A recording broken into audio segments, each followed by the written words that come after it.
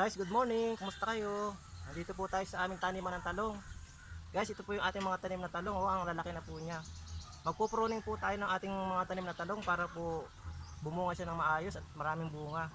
Guys, yan guys, oh, tatanggalin natin yung malalapad na dahon na niya. Ayan. Ito yung tatanggalin natin guys, oh, kasi sumusupang na yung talong. Ito, nagkakasanga na siya. Ating ipupruning, babawasan natin siya ng dahon para lalong dumami yung bunga niya. Guys, ito na yung ating mga tinirim na talong. Ayan na guys. Yan po yung ating taniman ng mga talong. Yan na po yung hitsura ng ating tanim ngayon. Yan po. Tinanggal na po natin yung matatandang dahon ng talong.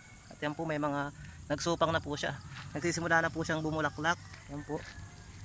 Yan, dapat po tinitrim natin yung mga malalapad na dahon na matatanda na. Okay po.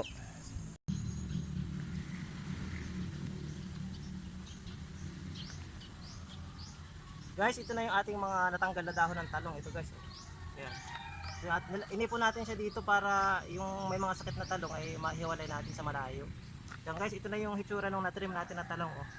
May mga sumupang na siya guys ito. Oh. Kaya dumadami na yung kanyang sanga. Yan guys, salamat sa inyong panonood. Sana may natutunan ko sa aking mga video. Bye bye po.